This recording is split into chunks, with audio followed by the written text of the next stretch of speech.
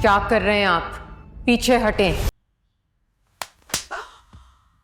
क्या आप लोगों को भी मेरी तरह अंसा के इस सीन का इंतजार है कि कब वो आके मुरसलीन का हाथ रोकेगी? दोस्तों, बस तेरा साथ हो इस वक्त अपने पीक पर है और मेरे ख्याल में इस वक्त पाकिस्तान का सबसे बेहतरीन ड्रामा है।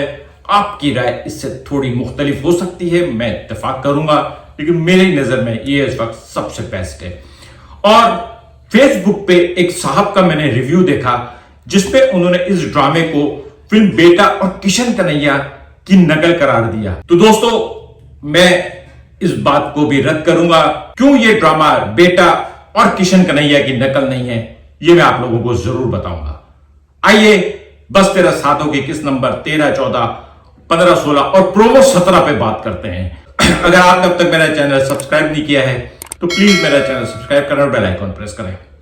दोस्तों, सबसे पहले मैं आप लोगों को यह वजाहत करा दूं कि ये जिस साहब ने भी इस ड्रामे को बेटा और किशन कन्हैया की कॉपी कहा है, उन्होंने इंतहाई गलत बयानी से काम लिया है। मैं बहुत ऑनेस्टली रिव्यू करता हूं, मैं तनकीद भी करता हूं, बुराई भी करता हूं, और जब कभी कोई चीज कॉपी होती है तो उसका भी जिक्र करता हूं, लेकिन इस मामले में मैं काफी एहतियात से काम लेता हूं, खासतौर पर जब पाकिस्तानी कंटेंट हो। और मैं कभी भी किसी चीज के बारे में इस वजह से नेगेटिव बात नहीं करता कि नेगेटिव बात करके व्यूज ज्यादा आते हैं। कि एक ऑनेस्ट रिव्यू की खास बात यह है कि व्यूज कम या ज्यादा हो, लेकिन मेरे देखने वालों को यह पता हो कि मैं जो बात करता हूं सीना ठोक के करता हूं। तो दोस्तों, फिल्म बेटा में अनिल कपूर और अरुणा ईरानी के दरमियान मां बेटे का रिश्ता था। सौतेली मां थी अरुणा ईरानी और वो अपने बेटे के खिलाफ चालें चल रही थी, लेकिन अरुणा ईरानी अनिल कपूर के सामने बहुत अच्छी थी।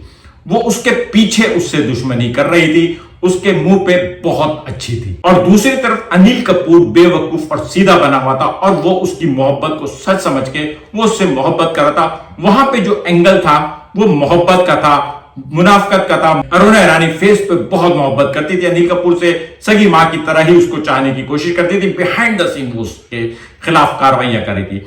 जबकि यहां पे मुरसलीन और उसकी पूरी फैमिली जो है अनस के सामने खुली किताब की तरह उसके दुश्मन है।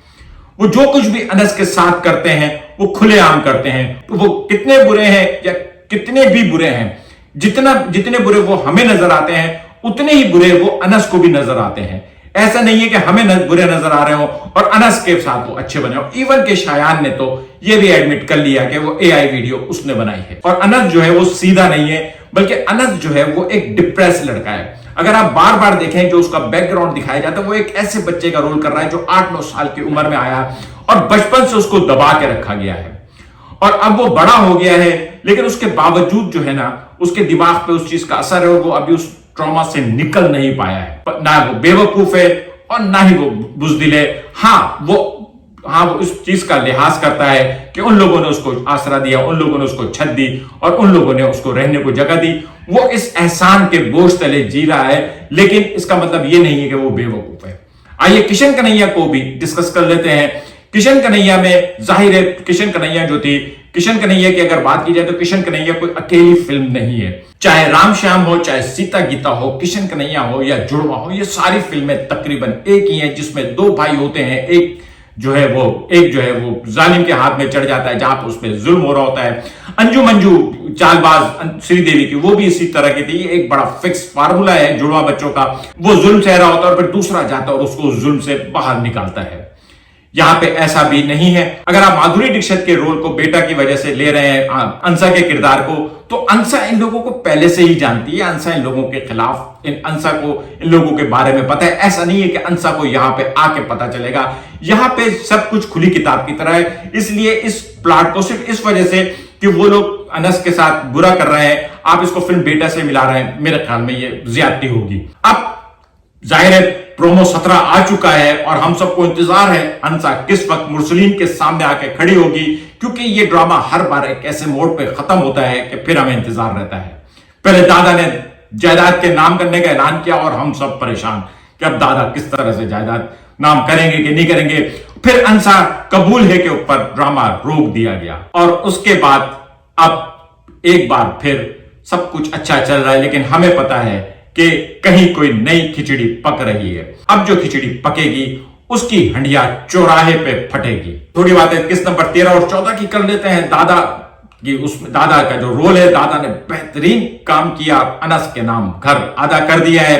چچا نے پھر اس کو گھیر لیا، اس بات پہ راضی کر لیا کہ وہ آدھا گھر واپس چچا کو دے دے گا۔ چچا نے جس طرح کے اس کو دعائیاں دی، انس صاحب جو ہے نا وہ ہیرو جو ہے وہ ہوتا تو ظالم کا ہاتھ توڑنے کے لیے، یہاں پہ وہ ظالم کا ہاتھ مضبوط کرنے لگے تھے، لیکن نکاح کی وجہ سے حق مہر کے ساتھ اب گھر محفوظ ہاتھوں میں ہے، کیونکہ گھر اب انس نہیں بلکہ انسا کے نام ہے۔ اور اسی بیچ میں کہوں گا کہ انسا کے ساتھ جو کچھ دکھایا گیا ہے اس نے وہ بہت شاکنگ تھا، لیکن بہت ریئلٹی تھی۔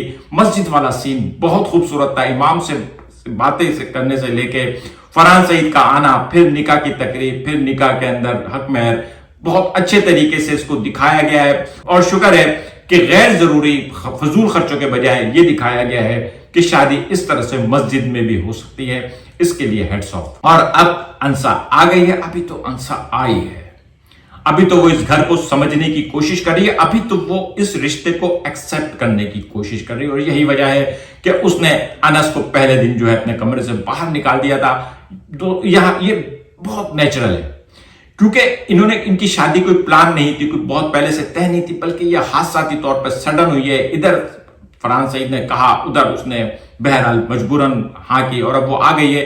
لیکن ان دونوں کو ایک دوسرے کو ہسبینڈ وائف ایکسپٹ کرنے کے لیے شاید تھوڑا سا وقت لگے گا، لیکن یہ دونوں ایک دوسرے کے پروٹیکٹر آلریڈی ہیں۔ انسا جو انس کے لیے آواز اٹھا چکی ہے، اور انس جو انسا کے لیے وہ سب کچھ کر گیا جو اس سے توقع بھی نہیں تھی، کم سے کم مرسلین اور اس کے خاندان کو تو بالکل بھی نہیں تھی۔ اب اس ڈرامے میں آگے کیا ہونے والا ہے؟ اس ڈرامے کا نام ہے بس تیرا ساتھ ہو۔ اگر ہم دونوں ساتھ ہوں تو پھر کیا بات ہے، اور اب دونوں ساتھ ہیں، اور اب یہ دونوں مل کے 1+1=11 ہونے والے ہیں۔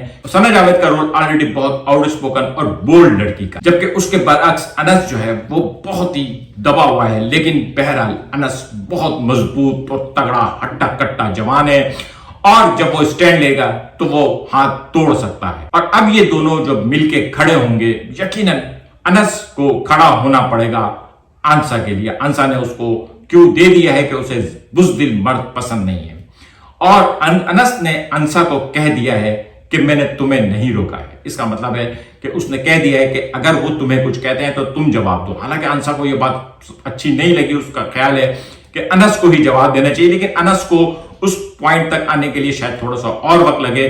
لیکن بہرحال اس سے آگے کی قسطوں میں دونوں طرف سے چوہے بلی کا کھیل ہوگا۔ اب جو ڈرامہ یہ چلے گا، وار ہوگا اور پھر اس وار کا جواب ہوگا۔ میرے خیال میں اب ایک کوئی نیا فساد کھڑا کریں گے، اور اس سارے نئے فساد میں آپ اس بات کو نہیں بھولیے گا کہ وہ اے آئی ویڈیو جو ہے وہ ایگزسٹ کرتی ہے۔ وہ اے آئی ویڈیو اس وجہ سے نہیں ڈالی گئی تھی کہ اس کی وجہ سے یہ دونوں کی شادی ہو جائے گی، بلکہ وہ اے آئی ویڈیو اس وجہ سے ڈالی گئی ہے کہ میرے خیال میں شایان کا اینڈ جو ہے اسی اے آئی ویڈیو پہ ہی ہوگا، اور ہونا چاہیے۔ اگر اس اے آئی ویڈیو کو اگنور کر دیا گیا تو میں اس پہ احتجاج کروں گا، کیونکہ یہ بہت ورس چیز ہوگی۔ کرائم کی کنکلوژن جو ہے نا وہ سزا پہ ہونی چاہیے، معافی پہ نہیں ہونی چاہیے۔ نہ ہی ثنا جاوید کو، نہ ہی انسا کو معاف کرنا چاہیے، نہ انس کو معاف کرنا چاہیے، کیونکہ اس طرح سے اگر ہم یہ چیز دکھائیں گے تو معاشرے میں یہ بات پھیلے گی کہ اس طرح کی ویڈیو بنانے کے بعد معافی مل سکتی ہے۔ نہیں، بہت سختی سے ہینڈل کیا جانا چاہیے اور بہت سخت سزا دکھائی جانی چاہیے۔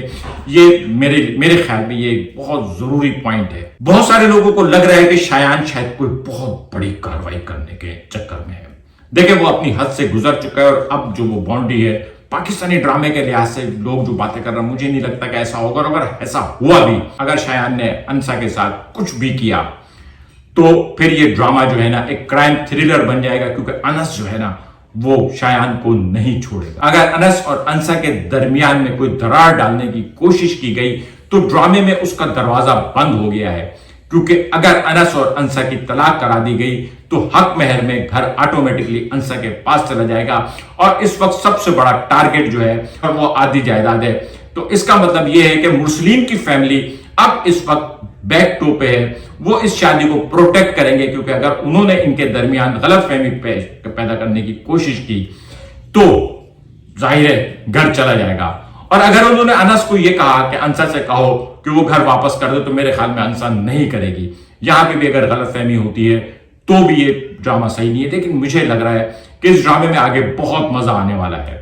یہ ڈرامہ جو دھیرے دھیرے ہمیں غصہ دلا رہا تھا، لیکن بہرحال इस बात को तो मानेंगे कि तमाम तर गुस्से के बावजूद हम सब लोग इस ड्रामे को बड़ी बाकायदगी से देख रहे हैं, और उस बड़ी बाकायदगी से देखने की वाहिद वजह यह है कि कहीं ना कहीं इस ड्रामे में बहुत मजा है। बहुत सारे ड्रामे हैं जो आ रहे हैं, हम देख रहे हैं, लेकिन ये मेरी नजर में वाहिद ड्रामा है जिसकी मंगल वाली किस्त के खत्म होने के बाद पीर तक इंतजार रहता है अब क्या होगा। जैसे इस वक्त इंतजार है कि कब अंसा मुरसलीन के सामने खड़ी होती है। आज का व्लॉग कैसा लगा कमेंट करके बताइएगा। मिलेंगे अगले किसी व्लॉग के साथ। शुक्रिया।